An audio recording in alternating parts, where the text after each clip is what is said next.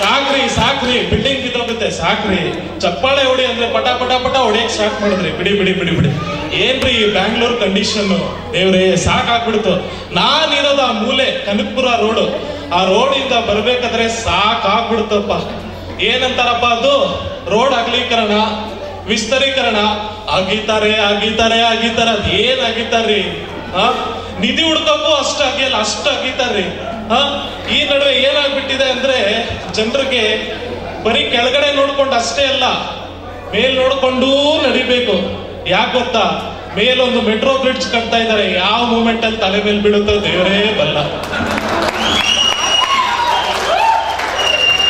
ಇಂಥದೇ ಎಲ್ಲ ಹೆಣ್ಮಕ್ಳು ಇದ್ದಾರಲ್ಲ, ಗುಸು ಗುಸು ಗುಸು ಗುಸು ಅಂತ ಮಾತಾಡ್ತಾರೆ. ಏನು ಗೊತ್ತಾ, ಆ ಕ್ಯಾಪ್ಷನ್ ಇದೆಯಲ್ಲ ನಮ್ಮ ಮೆಟ್ರೋ ಅಂತ, ಅದು ಚೇಂಜ್ ಮಾಡ್ಬೇಕು ಅಂತ. ಏನಂತ ಚೇಂಜ್ ಮಾಡ್ಬೇಕು ಅಂತ ಗೊತ್ತಾ, ನಮ್ಮ ಮೆಟ್ರೋ ಬೇಗ ಕಟ್ರೋ ಅಂತ.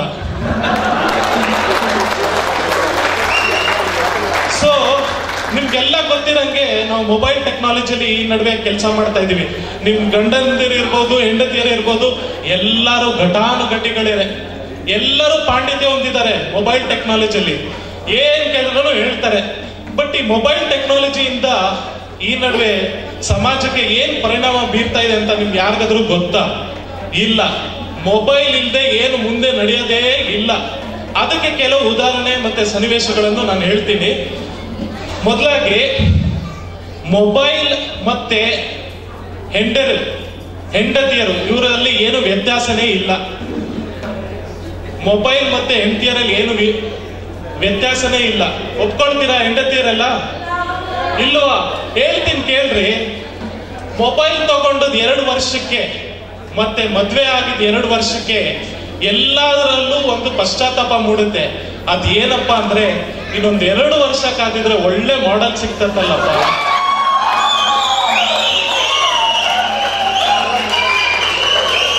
ಅದ್ ಯಾರೋ ಒಬ್ಬ ಕವಿ ತುಂಬಾ ಚೆನ್ನಾಗಿ ಹೇಳಿದ್ದಾನೆ. ಮೊಬೈಲ್ ಮತ್ತೆ ಸಂಸಾರಕ್ಕೆ ತುಂಬಾ ಚೆನ್ನಾಗಿ ಹೋಲಿಸಿದ್ದಾನೆ.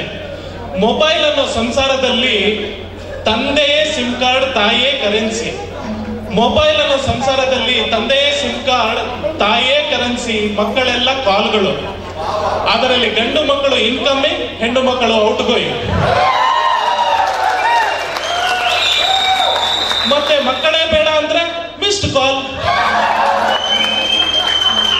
ಸೊ ಈ ತರ ಇರ್ಬೇಕಾದ್ರೆ ಒಂದ್ಸಲ ಒಬ್ಬ ರೋಗಿ ಒಂದ್ ಡಾಕ್ಟರ್ ಹತ್ರ ಹೋಗ್ತಾನೆ.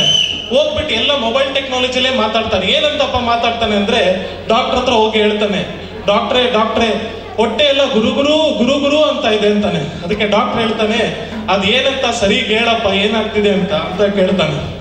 ಅದಕ್ಕೆ ರೋಗ ಹೇಳ್ತಾನೆ, ಹೊಟ್ಟೆಲೆಲ್ಲ ವೈಬ್ರೇಷನ್ ಡಾಕ್ಟ್ರೆ, ನೋ ಔಟ್ ಗೋಯಿಂಗ್, ಬರೀ ಮಿಸ್ಡ್ ಕಾಲ್ ಅಲರ್ಟ್ಸ್ಗಳು, ಎಲೋಟ್ಯೂನ್ಸ್ಗಳು ಅಂತ ಹೇಳ್ತಾನೆ. ಅದಕ್ಕೆ ಡಾಕ್ಟರ್ ಹೇಳ್ತಾನೆ, ಇದಕ್ಕೆ ಯಾವುದೇ ಔಷಧಿ ಇಲ್ಲ, 2 SMS ತಗೊಂಡು ಮನೆಗೆ ಹೋಗು ಅಂತ ಹೇಳ್ತಾನೆ. ಸೊ ಈ ತರ ಎಲ್ಲ ಸನ್ನಿವೇಶಗಳು. ಈ ನಡುವೆ ಏನಾಗಿದೆ ಅಂದ್ರೆ, ಮದ್ವೆ ಅಂತ ಹೇಳ್ತಾರೆ, ಮಕ್ಕಳಾಗುತ್ತೆ, ತಂದೆ ತಾಯಿ ಎಲ್ಲ ಇರ್ತಾರೆ. ಬಟ್ ಸಾಯಬೇಕಾದ್ರೂ ಒಂಥರ ಹೊಸ ತರದ ಒಂದು ಸನ್ನಿವೇಶಗಳು ಬರುತ್ತೆ, ಆಸೆಕರವಾದ ಸನ್ನಿವೇಶಗಳು. ಒಂದ್ ತುಟ್ಕು ನಿಮ್ಗೆ ಹೇಳ್ತೀನಿ ಕೇಳಿ. ಒಂದ್ಸಲ ಹಿಂಗೆ ಒಬ್ಬ ಹೆಂಡತಿ ಸತ್ತೋದ ಅಂದ್ಬಿಟ್ಟು ಜೋರಾಗಿ ಅಳ್ತಾನೆ. ಯಾವ ತರ ಅಳ್ತಾನೆ ಅಂದ್ರೆ, ನೆಲದ ಮೇಲೆ ಉರುಳಿ ಗೊಳೋ ಅಂತ ಅಳ್ತಾನೆ.